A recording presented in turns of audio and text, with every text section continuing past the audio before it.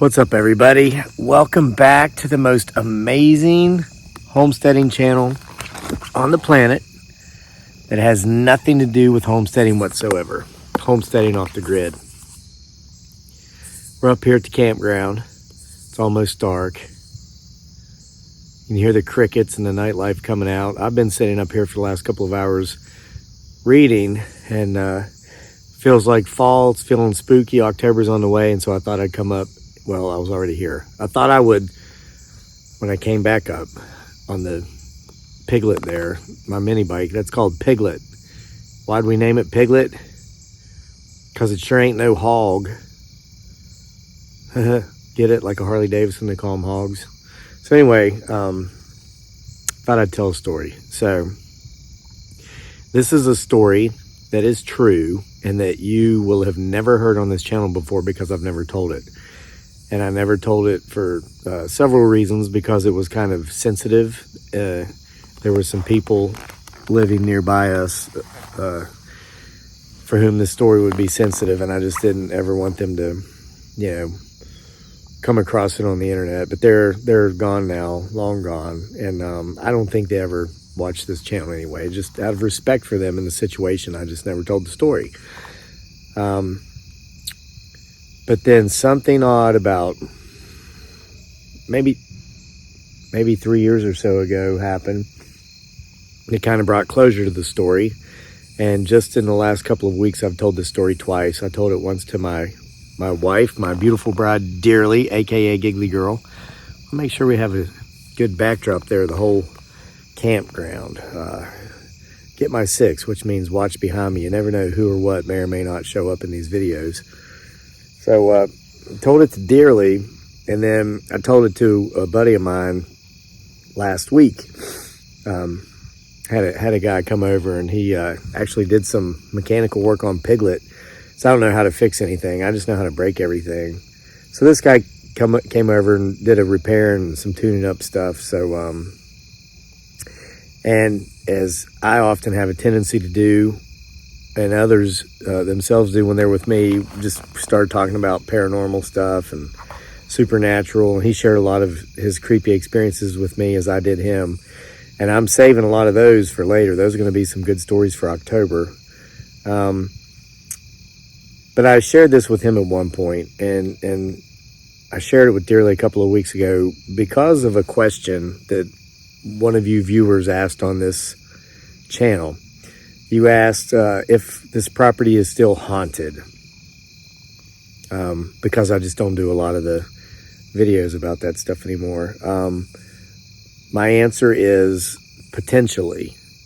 Of course, that's always my answer, isn't it? I am led to believe that there has always been multiple energies / entities / whatever, paranormal, supernatural forces here.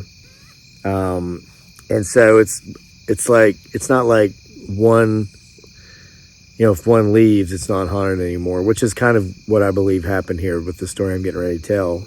So potentially it's less haunted, but this whole area, and I've done research on this, there were people living here 13 to 15,000 years ago, like on this property. There were Native American Indian tribes. So like 13,000 years before Christ, which was like 200 years ago, there were people here. So for there to have been that many people throughout that long of a period, who knows what might be lingering. And it's interesting. I'm going to have to save that story too. Almost got a little premature storytelling here. But I decided to save that till October. So here's what's going on. All right, this is why they call me Crazy Lake, because it's getting ready to get crazy. So there was some odd things happening in a very short period of time.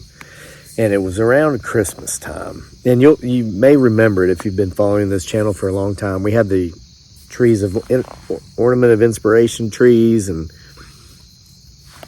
there was one night when I was out doing like a night hunt for Bigfoot Sasquatch or anything paranormal, And we got to the ornament of inspiration tree, and I said, if there's anybody here that wants to make your presence known, give us a sign.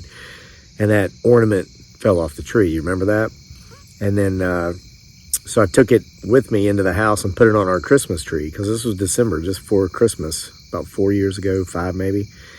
And so I put the ornament on the tree, and it was like after 10 o'clock at night. I uploaded the video that I'd recorded of the night hunt, published it on YouTube.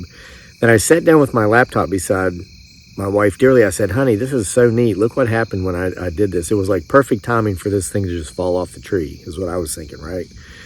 So push play. I scrolled up to that part, and in the video, you can see and you hear me ask, is there anything here, any entity that wants your presence? No, if so, give us a sign. And just as we watched that ornament fall off of that bush up here, right behind me, in the video, it fell off of our Christmas tree in our living room at the exact same time. That was one of the creepiest things. There's 2 videos I've made that out of like 2,500 videos that really creeped me out, and that's one of them. That one, and then of course when I discovered the lair of Bigfoot Sasquatch, October 19th, I think, 2019. So anyway, those 2 videos. So somebody here who was active with the channel at the time sent me an email and pretty much explained that, because there were some other things going on at that time. If you remember, our water heater in our house caught on fire in the middle of the night.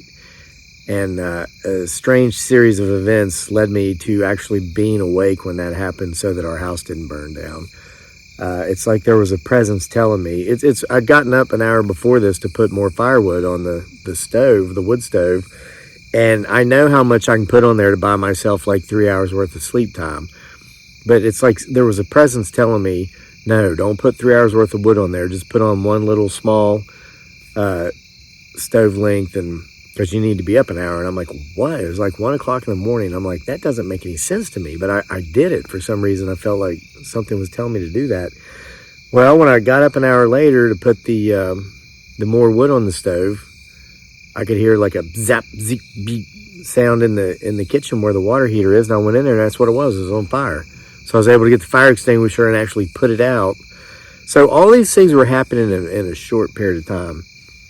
And so this person on here told me that she believed there was a trapped soul, and it was, I was going to say dying for attention, but it's already dead. Just clamoring for attention.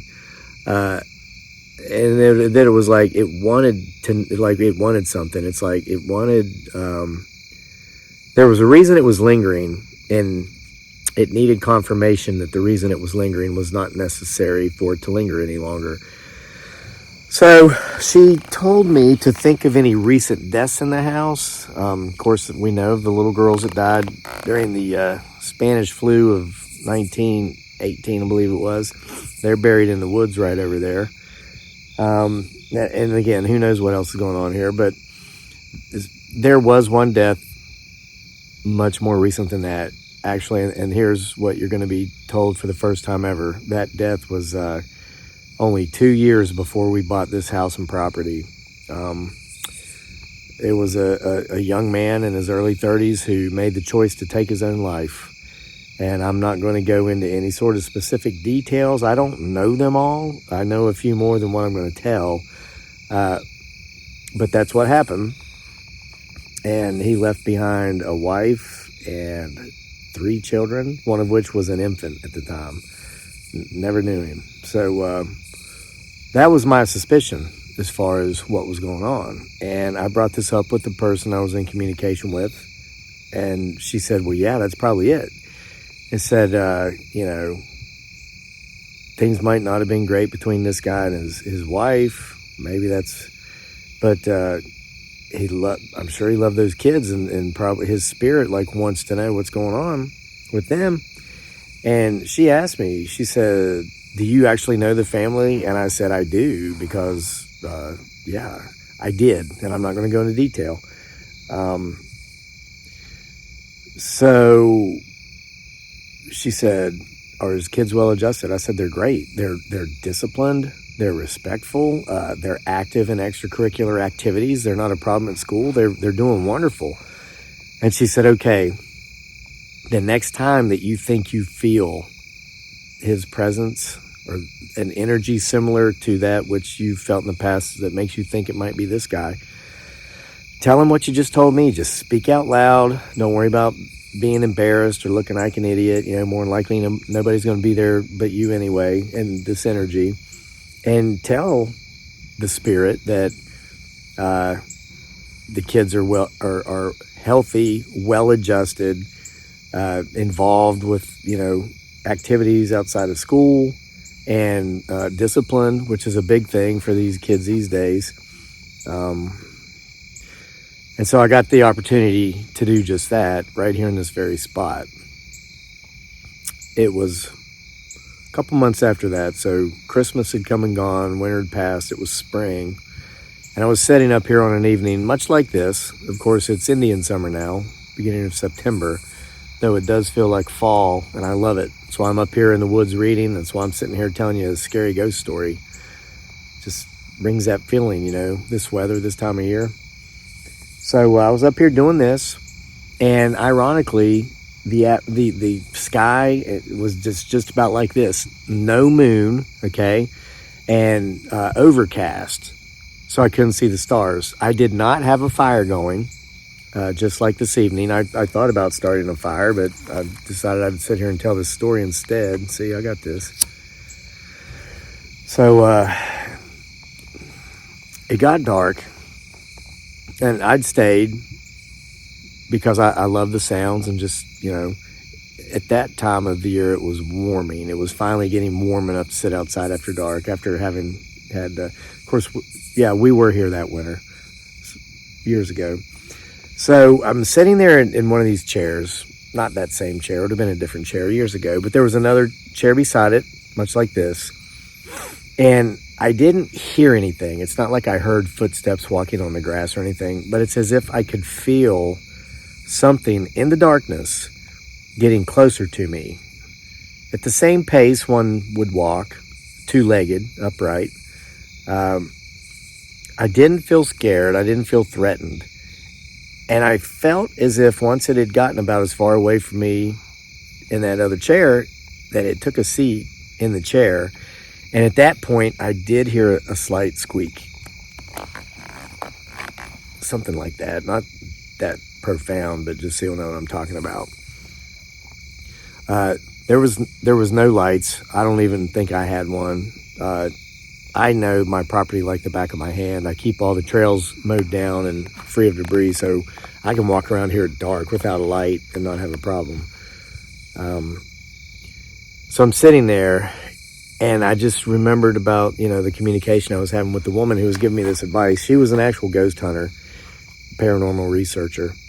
So I did what she told me. I said, hey, just so you'll know, I actually personally know your children, and this is how they're all doing. And I told him, I gave him nothing but good news.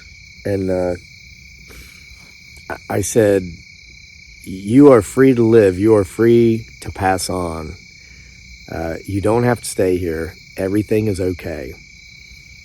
And then it was as if, and I didn't hear a squeak this time, but it was as if I could feel a presence standing up out of that chair and then just walking back. Sounded like a tree knock.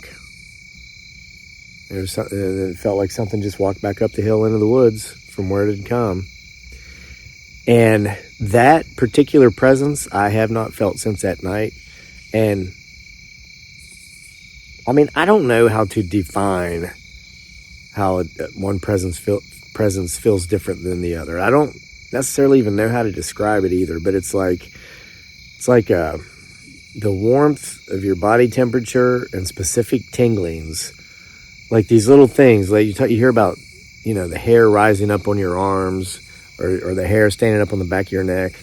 There are certain energies that will cause such physical reactions, and then there's energies that sometimes you'll just you'll have a feeling of peace or calm come over you. Or maybe you might just launch into a full-blown anxiety attack for no reason. So there's just many different ways in which you can feel different presences. You know it's a presence, but you know it's different than maybe the one before because of that feeling that I just described, those feelings. So I can't remember specifically what the specific feeling was that I got when that energy was around. But that night up here at the campground, when it potentially sat in the chair beside me, I felt the same physical reactions that I felt when the ornament fell out of the tree, and when that night I was putting firewood in the wood stove, and it was as if something was telling me, hey, no, don't stoke it up too full. You need to be up in an hour. It's very important that you're up in an hour, which of course the importance was that my house didn't burn down and potentially kill my family. So those 3 occasions I had the same genuine, unique physical sensations in the presence of that energy. And I have not had that sort of specific physical sensation since we had our talk up here at the campground. So it's the first time I've ever told this story. I hope you enjoyed it. And I'm hearing something knocking around back here in the woods. Some pretty obvious tree knocks, and it's almost dark, and no, I don't have a light tonight. Well, I got the one on my phone. But yeah, as we approach October, that veil grows thin. You know, FYI, in September, there's one Friday the 13th. It's coming up next Saturday, or next Friday. Yeah, that Friday the 13th is coming up next Saturday. And it's next Friday the 13th. So October has like 2 full moons. One's a blood moon, and I think there is a Friday the 13th in October too. It's going to be a great Halloween. It's going to be a great month to be up here telling stories. And I'm going to do just that. So you make sure you come here to listen to them here at the greatest homesteading channel on the entire planet that has absolutely nothing whatsoever to do with homesteading. Homesteading off the grid. See you next time for more.